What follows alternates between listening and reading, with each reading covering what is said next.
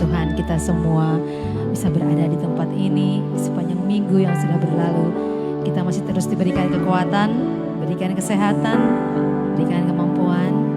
Dan sekarang kita berkumpul di tempat ini. Kita siapkan hati kita.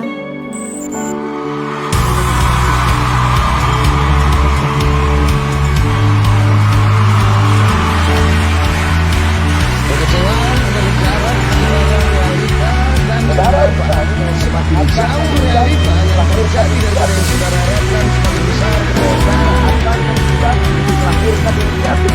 Apapun yang terjadi, katakan bersama kita berdamai dengan Tuhan adalah berdamai dengan kehendaknya. Gak ada perlawanan, gak ada ketakutan. Nyembah yang sejati adalah sore dari Tuhan kita sendiri.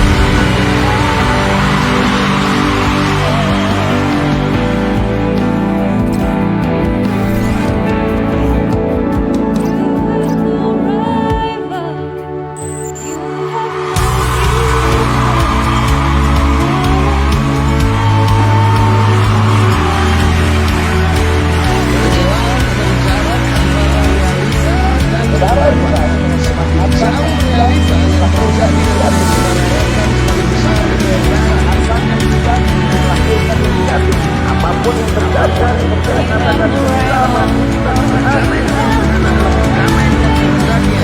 Gak ada perlawanan, gak ada ketakutan.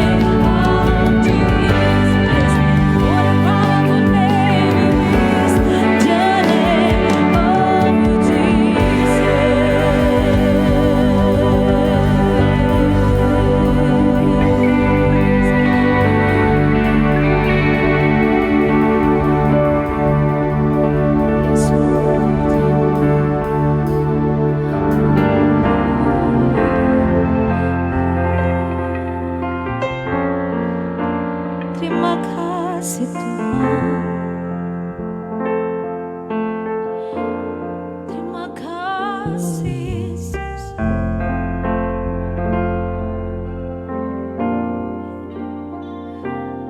Ya Tuhanku, aku hendak bernyanyi bagimu selama aku hidup. Ya Allahku, aku hendak bermazmur bagimu selagi ku ada. Ya Tuhanku, ya Tuhanku, aku hendak bernyanyi bagimu. Ya Tuhan, selama aku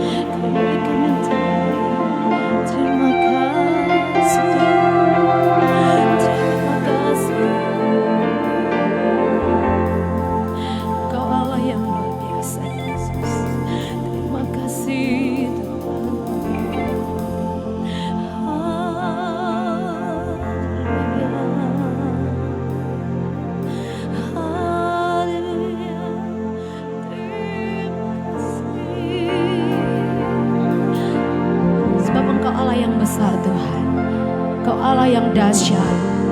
Kami mengagungkan nama-Mu yang luar biasa. Kami meninggikan Engkau Tuhan.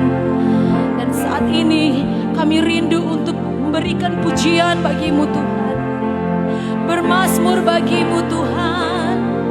Selagi kami ada, terima kasih.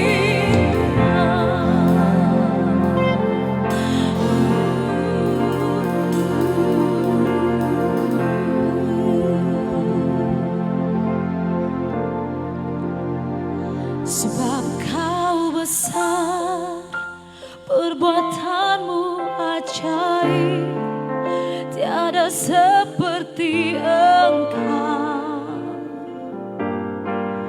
tiada seperti Engkau. Sebab Kau besar, perbuatan-Mu ajaib, tiada seperti Engkau. Haleluya. Tiada seperti Engkau. Sebab Kau besar, sebab Kau besar, perbuatan-Mu ajaib,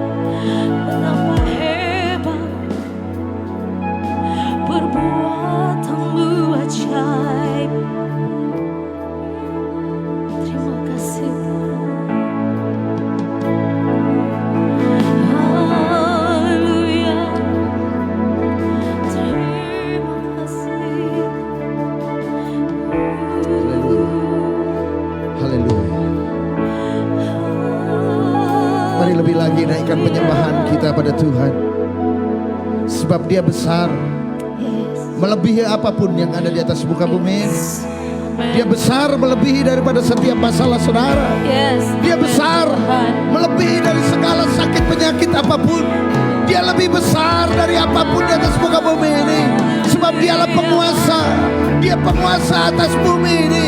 Dia diberi kuasa di atas langit, di atas bumi, dan di bawah bumi. Haleluya. Mari sembah Dia.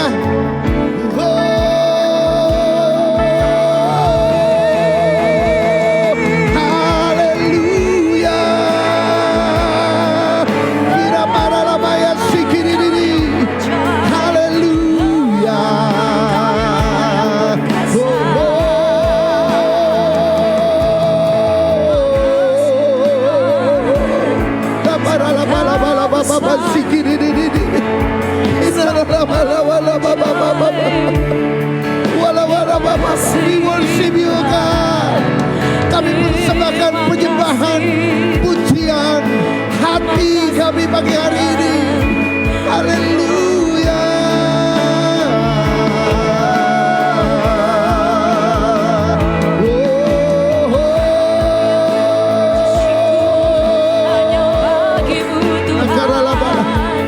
Sebab Engkau Tuhan lebih besar dari masalah kami.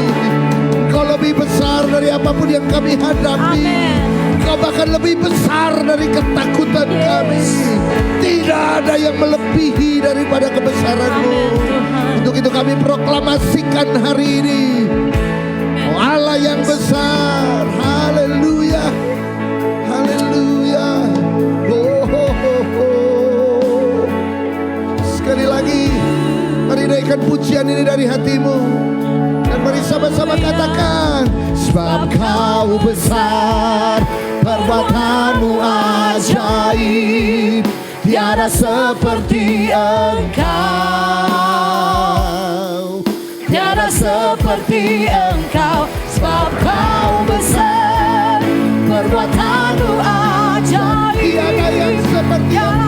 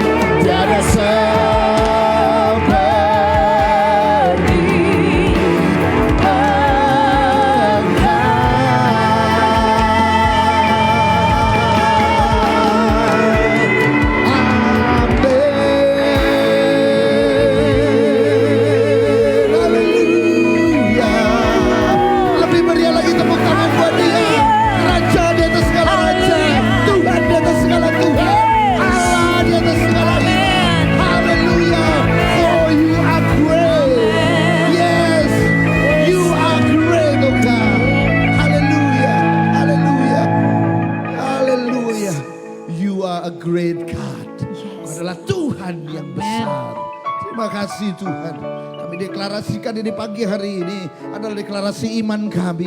Tidak ada yang bisa melebihi Engkau. Karena tidak ada yang bisa melebihi Engkau, juga tidak ada ketakutan yang boleh menguasai kami. Sebab apapun yang kami hadapi, apapun yang akan kami temui, tantangan dalam bentuk apapun, kami tahu Engkau adalah Tuhan yang besar, yang sanggup menyelesaikannya buat kami. Amin. Terima kasih Tuhan. Berfirmanlah bagi umat-Mu. Kami persembahkan pujian dari hati kami, penyembahan, ucapan syukur kami pagi hari ini. Dan saatnya Kau berfirman, ajar kami mengerti jalan-jalan-Mu. Ajar kami agar kami bisa mengenal pribadi-Mu lebih lagi. Sehingga kami lebih lagi mengasihi-Mu lebih daripada yang lain. Terima kasih Tuhan kepada Bapa yang baik. Di dalam nama Yesus, bersama dalam persekutuan bersama dengan Allah Roh Kudus, bekerjalah melalui firman-Mu dalam nama Yesus. Yang siap terima berkat, mari sama-sama katakan amin. Amin, amin. Saudara boleh duduk. Haleluya.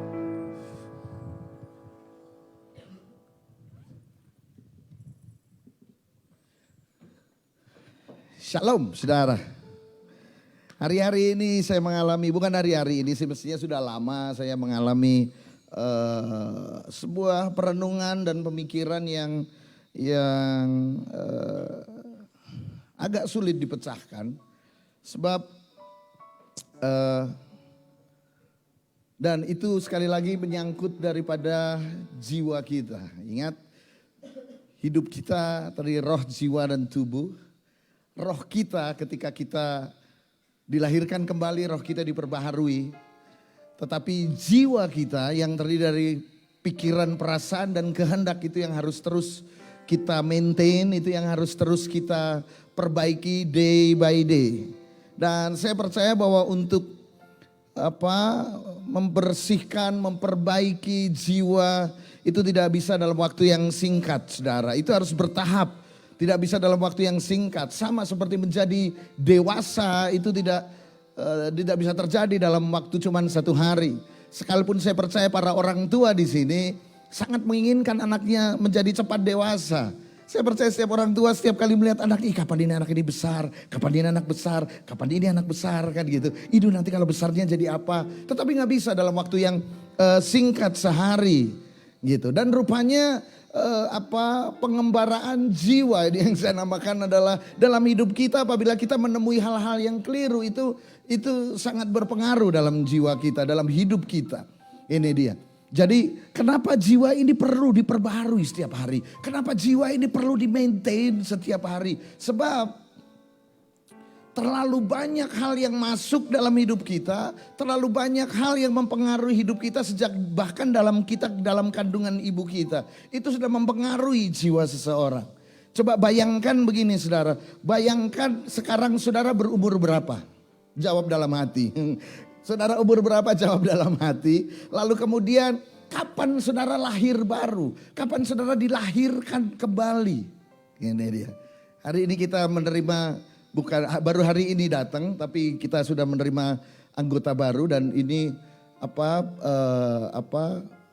pertumbuhan jemaat yang paling signifikan dan paling alkitabiah, yaitu lahirnya seorang keturunan ilahi, Jonathan, putranya Pak Rudi sama Ibu Wiwi. Tepuk tangan buat Tuhan.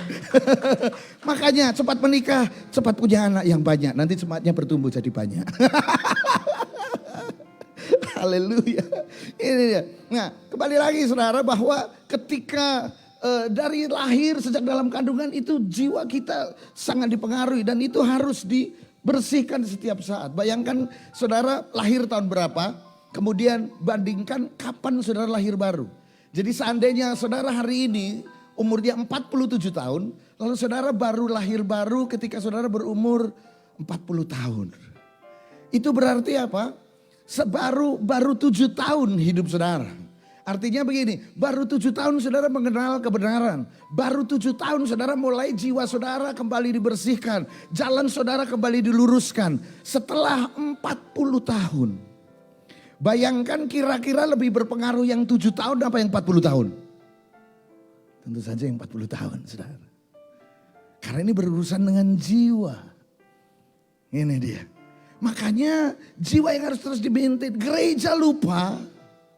Yang di-maintain adalah terus pengurapan roh, mujizat. Gak salah, semua itu gak salah. Saya hidup dan menghidupi di dalamnya. Tetapi kalau saudara lupa memaintain jiwa saudara, saudara akan menjadi monster-monster Christian. Saudara akan menjadi monster-monster Kristen yang berjalan dengan penuh pengurapan, berjalan dengan penuh karunia. Tetapi saudara sombongnya minta ampun. Saudara menjadi orang yang kejam. Saudara menjadi orang yang gampang menghakimi orang.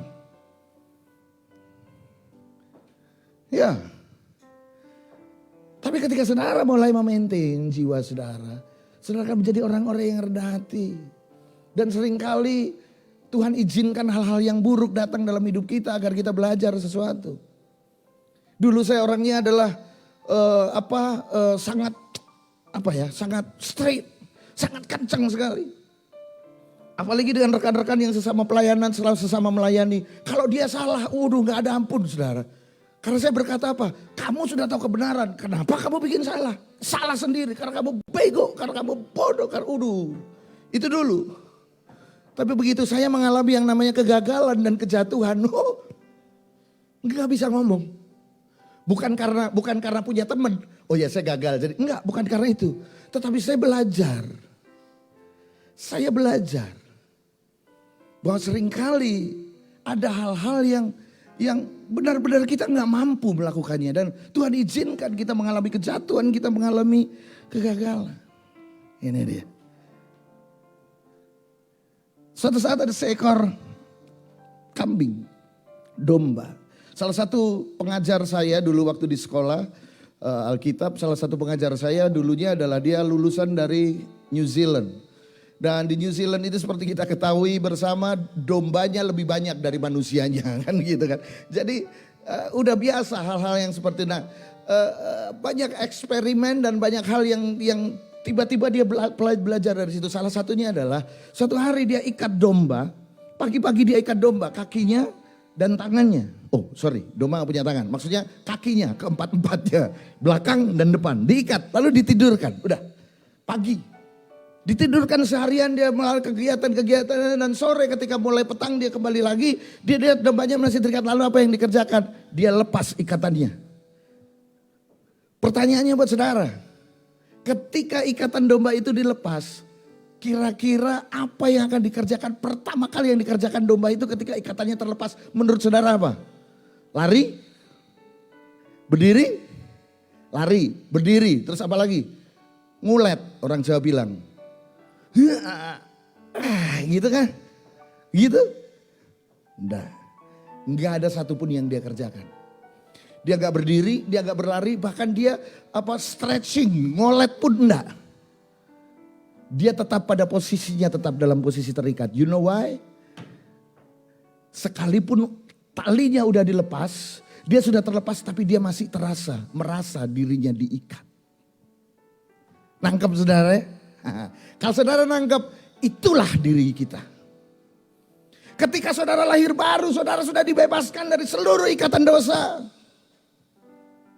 Makanya saya nggak heran kalau orang belum lahir baru, dia mau melepaskan kebiasaannya yang buruk. Dia tahu kebiasaan itu buruk dan dia mau lepas, dia nggak bisa. Saya sangat maklum, sebab dia masih diikat yang namanya dosa. Tetapi setiap orang yang sudah dilahirkan baru, dia dilepaskan dari ikatan, berarti dia bisa melepaskan diri dari ikatan dalam bentuk apapun. Ini dia. Cuman masalahnya kita masih terasa terikat. Inilah yang saya maksud bahwa jiwa kita itu harus terus di-maintain, terus disadarkan, hey you are free, kamu sudah bebas, kamu tidak lagi terikat. Tidak ada belenggu yang mengikat setiap orang Kristen yang sudah dilahirkan kembali. Dengar setiap saudara yang ada di rumah. Ketika saudara dilahirkan kembali, tidak ada sesuatu pun yang bisa mengikat saudara. Semua keputusan ada pada saudara untuk lepas, untuk menolak dosa, untuk tidak menerima dosa, dan untuk berkata nehi atas dosa. Haleluya. Itu semua keputusan ada pada saudara. Lalu ada sebuah cerita, ada seekor anak gajah yang baru dilahirkan. Karena ini anak gajah baru lahir, sekalipun anak, bayi, kalau namanya bayi gajah itu terbesar kan begitu. Jadi dia diikat. Dia diikat dengan tali rafia kakinya. Tali rafia. Dan setiap kali anak gajah ini mau jalan terikat tali rafia, dia berhenti, dia balik lagi. Terikat, berhenti, balik lagi. Lalu dia coba lepaskan, tetap gak bisa.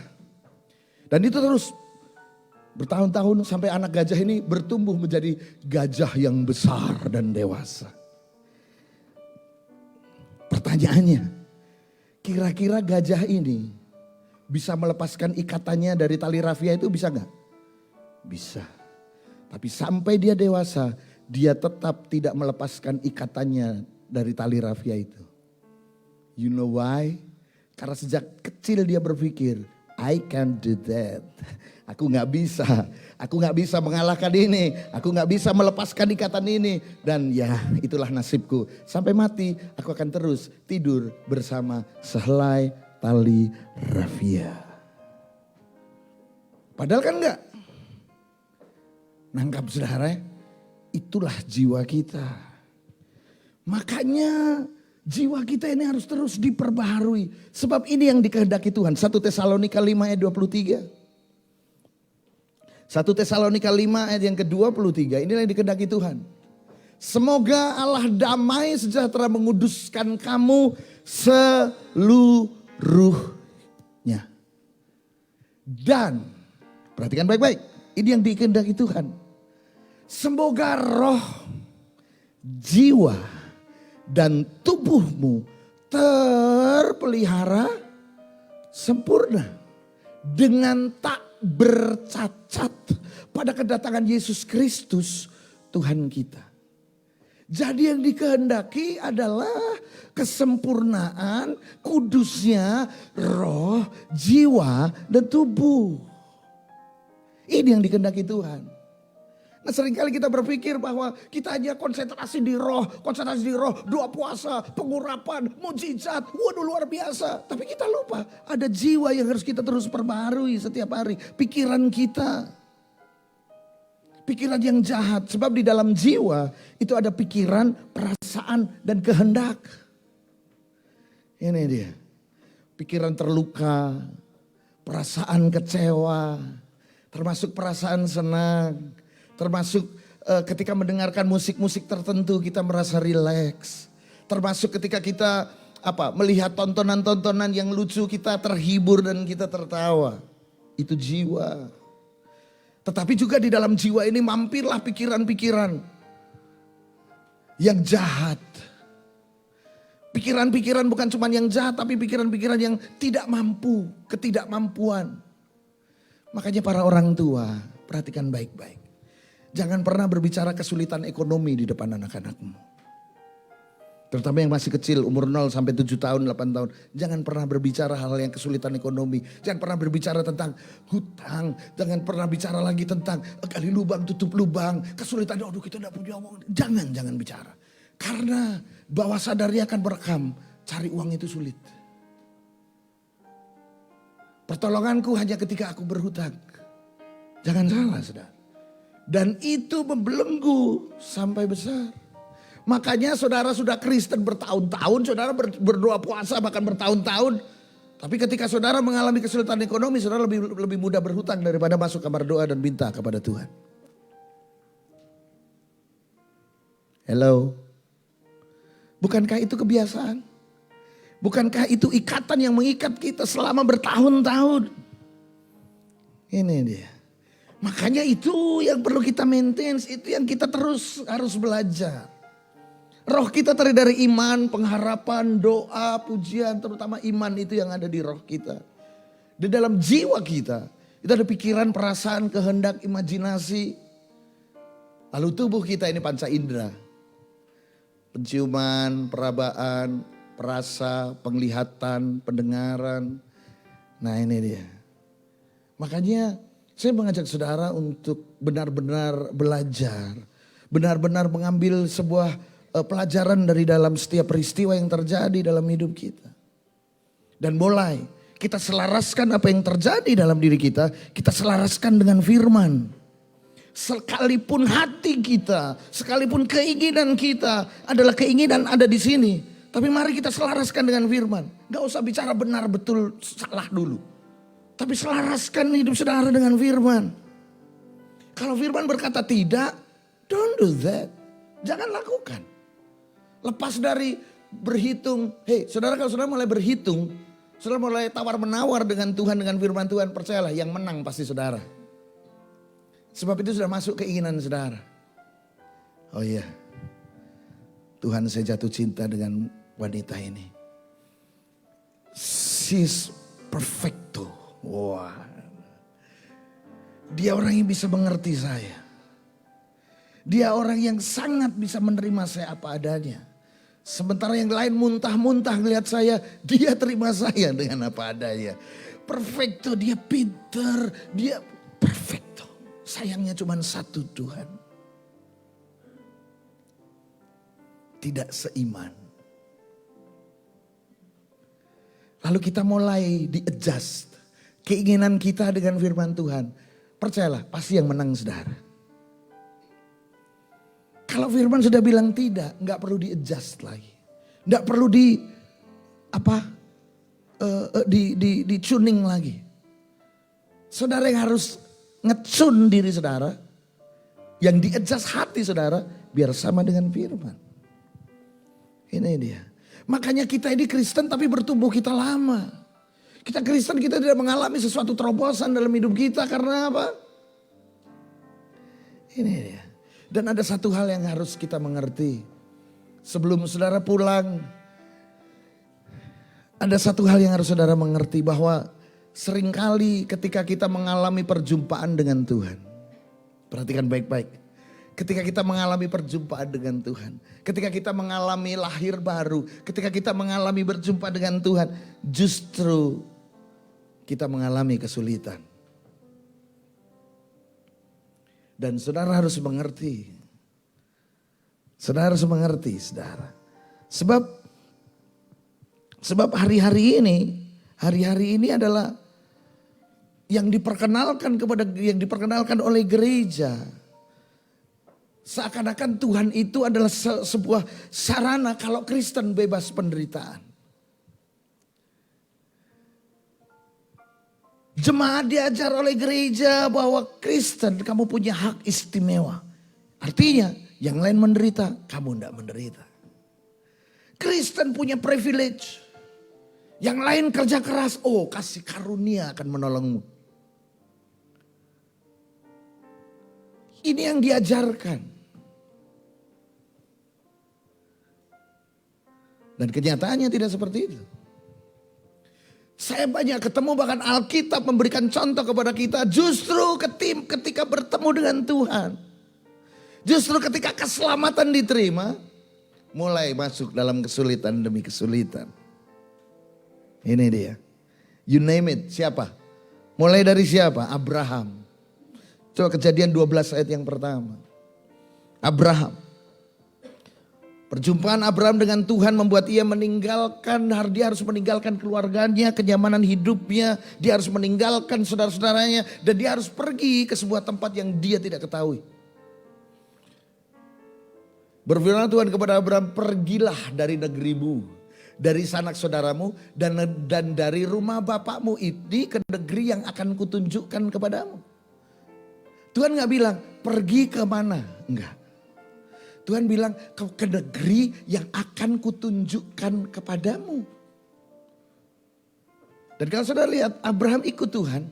Lalu apa? Dia harus meninggalkan bapaknya, kenyamanannya, rumahnya, saudara-saudaranya. Dan dia mulai menjadi pengembara. Justru ketemu Tuhan, kok hidup saya jadi begini sih? Hey, you name it. Siapa lagi? Nuh. Kejadian 6 ayat yang ke-8.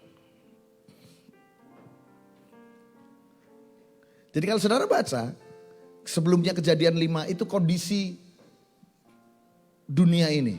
Kondisinya hancur. Itu kejadian sebelumnya, kejadian pasal yang ke-5.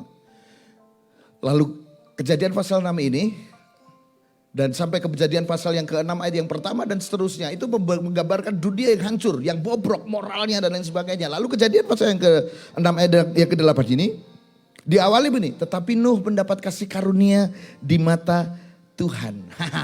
Begitu Nuh mendapat kasih karunia di mata Tuhan, hidupnya mulai susah. Dia harus membangun bahtera yang dia sendiri tidak pernah membangunnya. Ukurannya juga disuruh Tuhan. Dia ajak orang untuk bangun bahtera, dibilang gila. Begitu ikut Tuhan, mengikuti caranya Tuhan, dibilang gila. Kalau ada pengkhotbah yang berkhotbah 1 tahun penuh dan tidak ada yang bertobat 1 orang pun, itu Nuh. Padahal Nuh ini orang baik loh. Nuh ini orang baik. Kalau saudara baca terus, ketika bahteranya sudah selesai, diajak semua orang, ayo masuk. Dia peduli dengan orang lain, dia baik dengan orang lain, dia suruh orang lain masuk. Nggak ada yang masuk. Bayangkan. Duh, ini seorang pengkhotbah loh. 2 Petrus 2 yang kelima, jelas-jelas Petrus ini seorang pengkhotbah. Dia seorang penginjil, dia pelayan Tuhan. Dia dapat kasih karunia Tuhan. Tapi hidupnya menjadi susah. Kenapa saya sampaikan ini? Saudara, menjadi Kristen tidak membuat saudara masuk ke negeri dongeng. Jadi Kristen tidak mendiskaun kerja keras. Menjadi Kristen, mengikut Tuhan. Tidak menjadikan segala sesuatu menjadi mudah. Tetapi membuat saudara menjadi kuat. Melalui apa? Penderitaan-penderitaan yang Tuhan izinkan dalam hidup saudara. Ini dia. Coba lihat murid-murid Yesus. Baik-baik kerja sebagai pelayan, sebagai penjala ikan. Ketemu Yesus, Yesus Tuhan bilang gini, apa kamu ngapain? Penjala ikan. Oke, mulai hari ini ikut aku. Mulai hari ini kamu bukan lagi penjala ikan, tapi penjala manusia. Come, follow me. Kerja baik-baik, jadi nelayan, punya kapal, lalu disuruh ikut Yesus. Ditolak orang, dan cara matinya mengerikan. Mau tahu cara mati murid-murid Yesus? Saya kasih bocoran dikit-dikit ya. Cara matinya murid Yesus yang namanya Lukas. Lukas itu bukan penulis kitab Lukas, bukan. Lukas murid Yesus beda dengan penulis kitab Lukas. Lukas meninggal dunia digantung di Yunani, digantung. Ini dia. Markus, dia meninggal dengan cara apa? Badannya diseret hidup-hidup dengan kuda melalui jalan yang penuh batu sampai dia mati. Ya jelas lah, zaman dulu gak ada aspal. Betul gak? Diseret kuda. Ini dia. Siapa lagi? Yohanes yang menulis kitab Wahyu. Digoreng, saudara.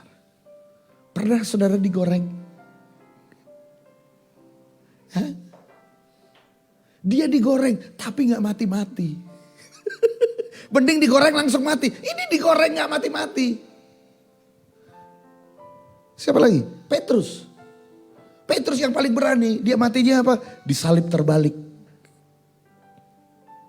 Ikut Yesus. Saudara tahu Thomas? Thomas matinya dipanah, tertembus dengan banyak anak panah. Ini dia. Lalu ada satu murid Yesus. Saya lupa namanya. Dia matinya digergaji. Jadi dia dimasukkan di kulit pohon, dibungkus kulit pohon, lalu mulai digergaji. Reke. Saudara bayangkan digergaji, ketika kena ini reke. Bayangkan gergaji dulu kan bukan kayak senso zaman sekarang. Ada sedikit karat-karatnya, ada yang sedikit tumpul. Reke.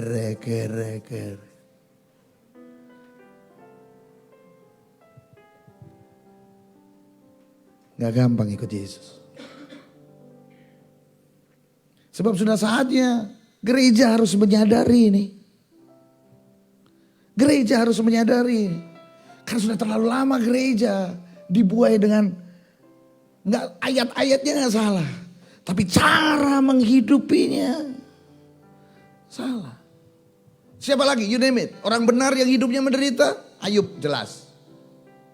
Kurang benar apa Ayub? Ayub tuh mendapat kesaksian, bahkan Ayub ini orang yang sangat menjaga hidupnya. Kalau ada gadis lewat, dia kelihatan agak gimana, dia gak lihat. Dia menetapkan batas matanya. Satu saat kita pernah melayani dengan satu tim. Waktu itu kami semua pertama kali naik pesawat. Itu tahun 9 berapa itu ya? 94, 95 kalau gak salah. Pertama kali kita semua naik pesawat. Begitu duduk, naik pesawatnya Garuda, begitu duduk, pramugaranya mulai datang, bawa permen kan. Teman saya lihat pramugari cantik dia bilang, langsung dia nyanyi. Ku kagumi ciptaanmu Tuhan, sampai hilang sudah. Tapi Ayub enggak. Dia tetapkan batas-batas matanya. Tapi tetap dia mengalami semua yang namanya penderitaan yang selalu saya bilang. Sampai matinya Ayub enggak tahu bahwa ada sebuah percakapan antara iblis dengan Tuhan. Iblis itu memiliki punya tugas masing-masing. Ada yang tempter, dia penggoda. Ini saya bayangkan ini iblis ini yang mendatangi si Yusuf. Dia menggoda Yusuf, Ucup. Digoda oleh tante Potifar, Ucup, tolong dong. Pegel nih Cup. Pijit dong Cup. Penggoda. Tapi ada yang namanya deceiver, penyesat. Penyesat. Lalu ada si pendakwa, accuser. Iblis ini punya tugas masing-masing. Dia mendakwa saudara. Sama seperti yang berhadapan dengan Tuhan, dia mendakwa Ayub di kitab Ayub pasal yang pertama. Ayat yang ke-6 sampai yang ke-11. Itu pendakwa. Ada yang provokator, dia menghasut. Provokator, bukan profesor loh saudara. Provokator. Ini dia.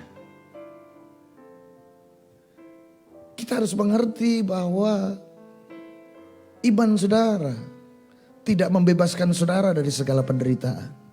Tetapi iman saudara memberikan jalan keluar dan kekuatan agar saudara menghadapi segala macam penderitaan.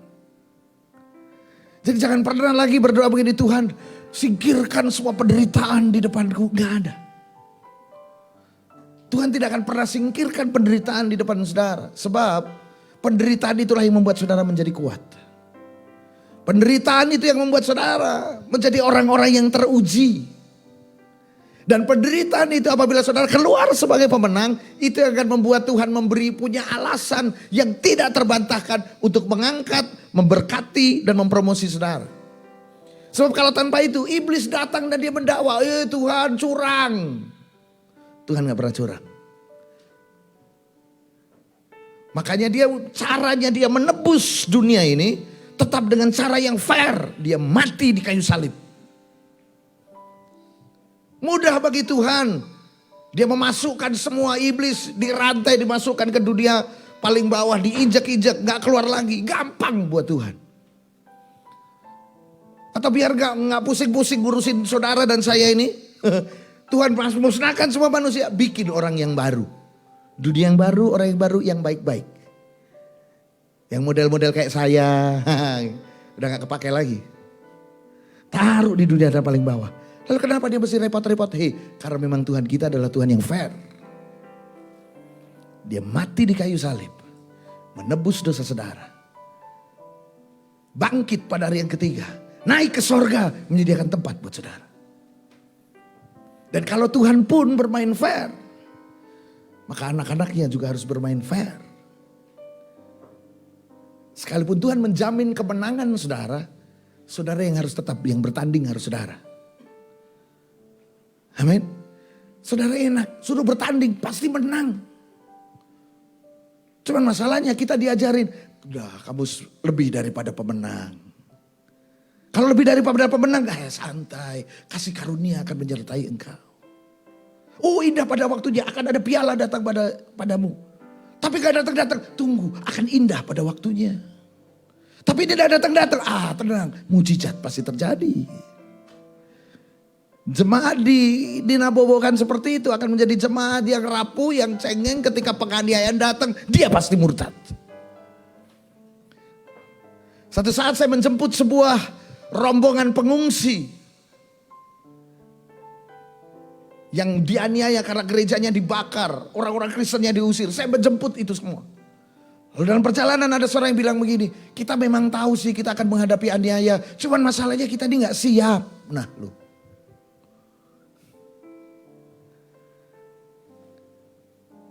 Kita harus mengerti realita di depan kita.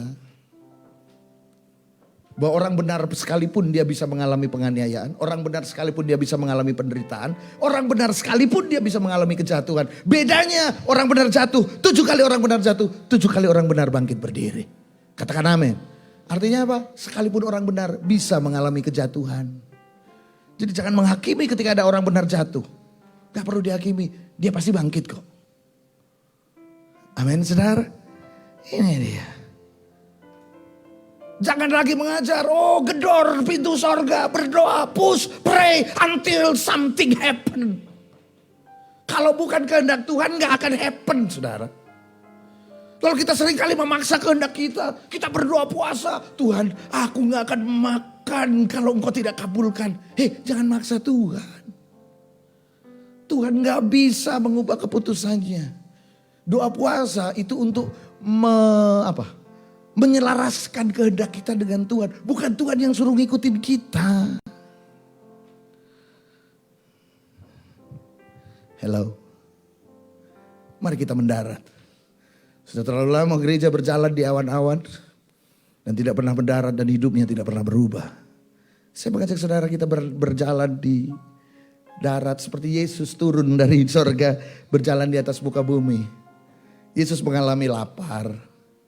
Yesus mengalami kekurangan. Yesus gak punya uang. Sekalipun segala sesuatu bisa diselesaikan Yesus. Sama. Kalau saudara mengalami hari ini, sudah dialami Yesus. Kabar baiknya, Yesus sanggup menyelesaikan buat saudara. Haleluya. Ini dia. Jadi gak usah gedor-gedor pintu sorga. Mari kita goncang tata kasih karunia Tuhan. Waduh. Lalu bayangkan Tuhan di tahta saudara goncang. Iki apa sih? Arek-arek iki apa sih? Memang Tuhan begitu? Enggak saudara. Kristen pada gereja mula-mula sampai hari ini jauh berbeda. Gereja mula-mula kekristenan identik dengan perjuangan. Perjuangan iman. Dianiaya tapi tetap bertahan. Perjuangan untuk tetap hidup benar dalam segala kekurangan. Bahkan Rasul Paulus juga berkata begitu. Aku tahu apa artinya kekurangan dan kelimpahan. Aku berusaha mencukupkan diriku. Sebagai pembuat tenda. Paulus bekerja untuk pelayanannya. Beda dengan Kristen sekarang, justru diajarkan bahwa kekristenan Yesus itu adalah sarana untuk mendapatkan kelimpahan materi dan kemudahan hidup.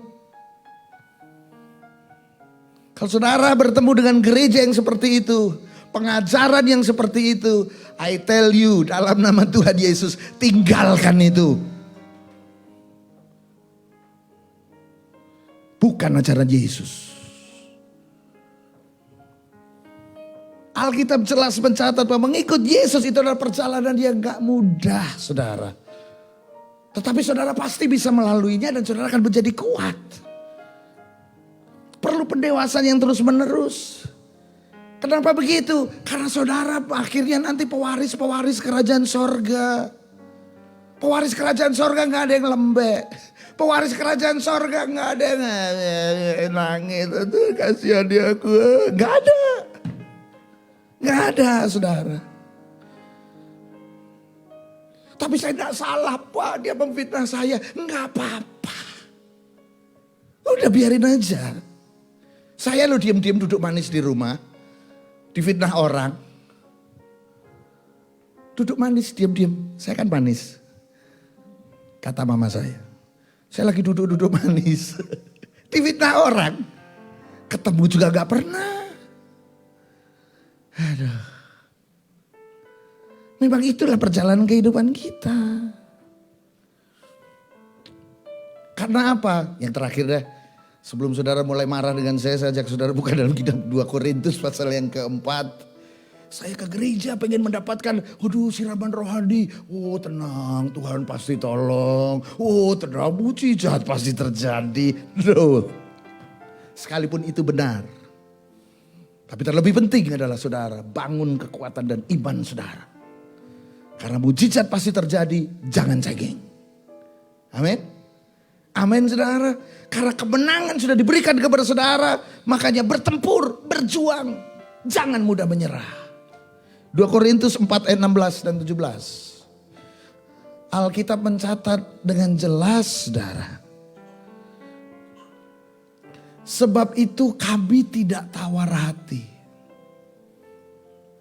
Saya berdoa penderitaan, kesulitan hidup tidak membuat saudara menjadi tawar hati. Tapi justru membuat saudara semakin ingin melihat kemuliaan Tuhan. Semakin ingin melihat pertolongan Tuhan. Semakin dekat dengan Tuhan. Banyak orang justru ketika kondisi sulit malah menjauh dari Tuhan. Pak, saya enggak usah melayani dulu.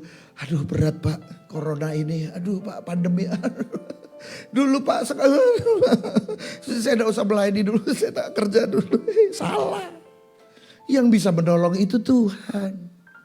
Tambah sulit, tambah dekat dengan Tuhan. Sebab itu kami tidak tawar hati, tetapi meskipun manusia lahirnya kami semakin merosot, namun manusia batinnya kami makin dibaharui dari sehari ke sehari. Terus 17. Sebab penderitaan ringan yang sekarang ini. Oke, stop di situ dulu. Saudara sedang ngalamin penderitaan apa? Itu ringan. Gak punya uang, ringan. Belum kelaparan. Tapi saya kelaparan, ringan, masih sehat. Ya kan? Sakit, ringan. Belum tersiksa. Ringan, saudara. Penderitaan yang ringan sekarang ini, perhatikan baik-baik, mengerjakan bagi saudara kemuliaan kekal yang melebihi segala-galanya, jauh lebih besar dari penderitaan saudara. Makanya arahkan pandangan saudara pada kekekalan. Hidup kita bukan untuk yang sekarang, hidup kita buat nanti.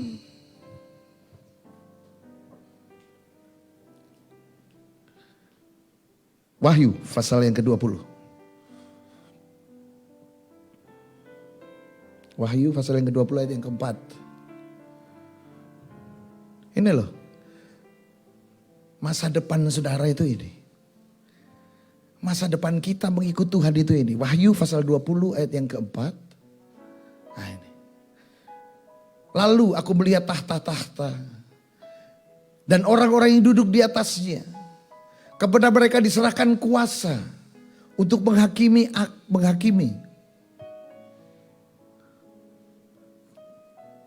Aku juga melihat jiwa-jiwa mereka yang telah dipenggal kepalanya karena kesaksian tentang Yesus. Dan karena iman Allah, karena firman Allah yang tidak menyembah binatang itu dan patungnya, dan yang tidak juga menerima tandanya pada dahi dan tangan mereka. Dan mereka hidup kembali dan memerintah sebagai raja bersama-sama dengan Kristus untuk masa 1000 tahun. Saudara, ini masa depan kita. Dan ini gak jauh-jauh di depan mata kita. Makanya Tuhan mengizinkan segala sesuatu untuk membentuk saudara. Karena saudara desain saudara. Nantinya saudara memerintah. Bahkan Alkitab mencatat menghakimi para malaikat. Yang menghakimi nanti para malaikat yang jatuh itu saudara dan saya.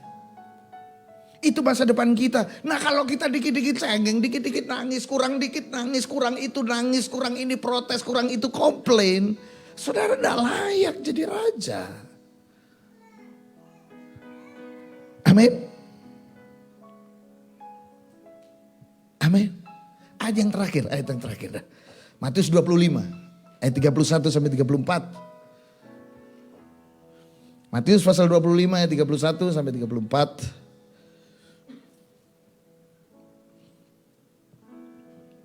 Matius 25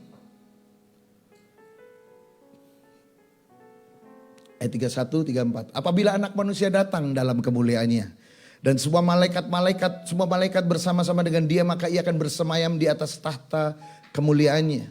Terus sampai 34. Lalu semua bangsa akan dikumpulkan di hadapannya dan dia akan memisahkan mereka seorang daripada seorang, sama seperti gembala memisahkan domba dari kambing. Make sure saudara domba, bukan kambing. Domba itu kambing itu suka menanduk. Domba tidak menanduk. Dan dia akan menempatkan domba-domba itu di sebelah kanannya. Dan kambing-kambing di sebelah kirinya. Dan raja itu akan berkata kepada mereka yang di sebelah kanannya, mari hai kamu yang diberkati oleh Bapakku. Terimalah kerajaan yang telah disediakan bagimu sejak dunia dijadikan. Ini pengharapan kita. Ini akan terjadi pada kita. Makanya kita wajib memiliki hidup yang sama seperti Kristus hidup. Yaitu apa? Menghidupkan Yesus dalam hidup kita. Jangan biarkan Yesus mati. Yang hidup jiwa kita, yang hidup adalah ego kita, yang hidup adalah kesombongan kita. No. Izinkan Yesus hidup. Minggu lalu saya bertanya buat saudara, kenapa saudara jadi Kristen? Minggu lalu saya bertanya buat saudara, apa yang membuat saudara datang ibadah? Apakah saudara jadi Kristen cuma karena keturunan? Apakah saudara jadi Kristen karena apa? Karena saudara dapat suami, istri atau pacar Kristen maka saudara jadi Kristen? Hei. Amin saudara. Hari ini mari kita hidup sama seperti Yesus hidup. Sebab masa depan kita akan memerintah bersama dengan Yesus. Mari kita bangkit berdiri. Haleluya.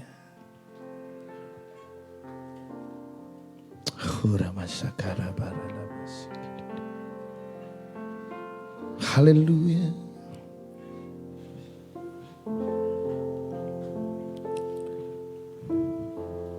Sebelum saudara meninggalkan ibadah ini,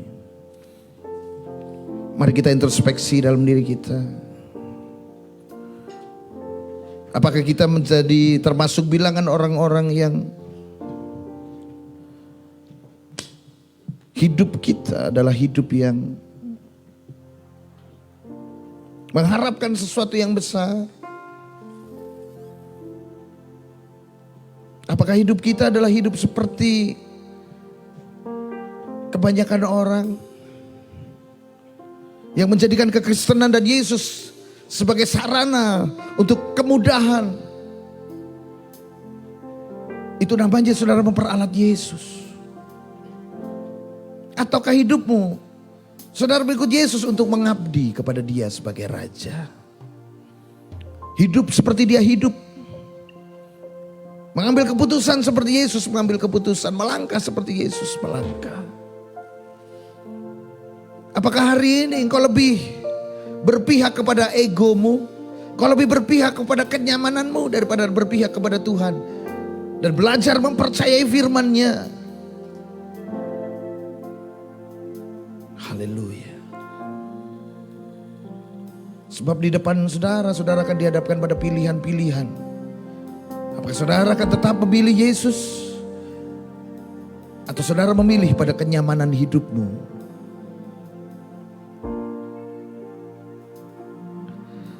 Haleluya. Marilah Roh Kudus, wahyukan firman-Mu. Marilah Roh Kudus, hamba-Mu berdoa. Biarlah pengurapan-Mu yang baru memperbaharui setiap hati anak-anak-Mu. Memiliki fokus yang benar di dalam Engkau. Sesuai dengan apa yang Engkau kehendaki. Memikul salib setiap hari. Menghidupkan Yesus dalam hidup ini.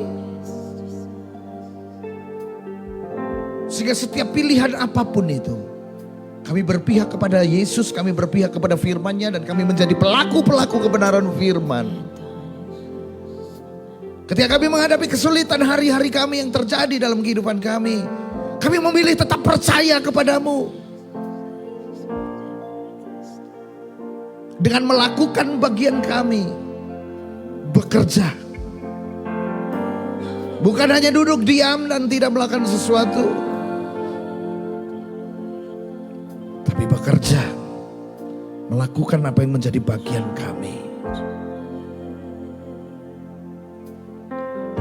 Kami mau melihat setiap kesulitan yang ada, yang kami hadapi hari-hari ini adalah mempersiapkan kami untuk menjadi orang-orang yang tangguh di dalam-Mu. Karena kami akan memerintah bersama dengan Engkau. Haleluya. Terima kasih Tuhan. Dan biarlah hari ini kami menjadi orang-orang yang kuat di dalam Engkau. Kami bukan orang-orang yang cengeng, yang rapuh, yang mudah mengasihani diri. Tetapi kami menjadi orang-orang yang kuat di dalam Engkau. Sebab kami tahu Engkau adalah Tuhan yang tidak membiarkan pencobaan-pencobaan yang kami alami melebihi daripada kekuatan kami. Dan pada waktu kami dicobai, Engkau Allah Engkau Tuhan adalah setia. Engkau akan memberikan kami kekuatan dan jalan keluar sehingga kami sanggup menanggungnya. Terima kasih Tuhan. Terima kasih Yesus. Haleluya.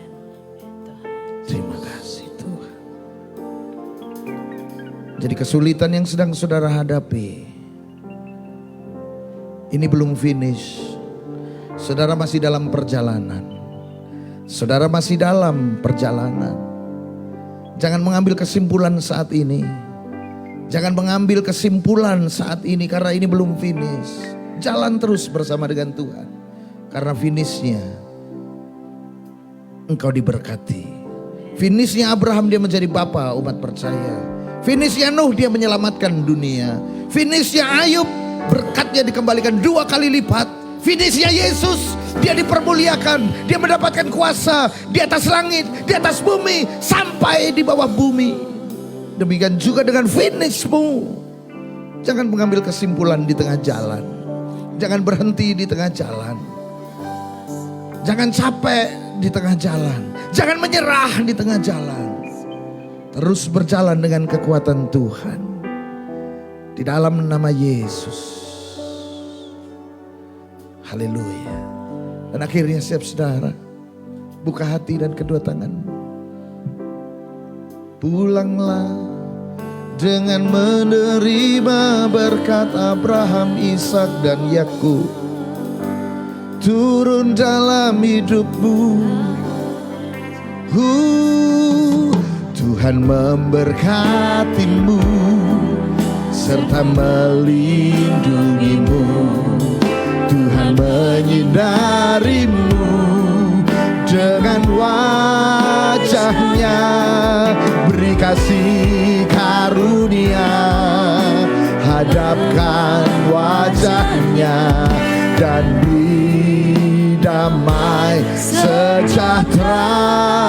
Pulanglah dengan membawa berkat Abraham, Ishak dan Yakub menyertai engkau, menyertai keluargamu, menyertai anak-anakmu, menyertai cucumu, menyertai pekerjaanmu, menyertai dimanapun engkau berada, ditempatkan Tuhan dalam kehidupanmu, menyertai engkau dalam masyarakatmu, menyertai engkau dalam komunitasmu. Berkat ini menyertai engkau, berkat Abraham, Ishak dan Yakub menyertai engkau dari sekarang sampai kedatangan Kristus kali yang kedua. Maranatha, di dalam nama Bapa, Putra dan Roh Kudus, yaitu di dalam nama Tuhan Yesus Kristus. Haleluya. Yang sudah terima berkat, mari sama-sama katakan amin.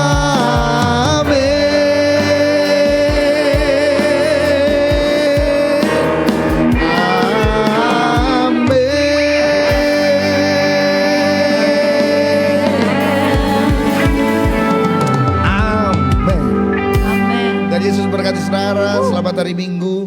Dan setiap hari kita ada live streaming jam 9 pagi di FB Bethany Hope Central Parkir Kuta. Jam 9 pagi Kingdom Lifestyles. Dan kemudian setiap hari Kamis ada streaming Bincang Sore. Ada 3 segmen, saudara bisa bertanya jawab di segmen yang ketiga. Tuhan Yesus memberkati saudara.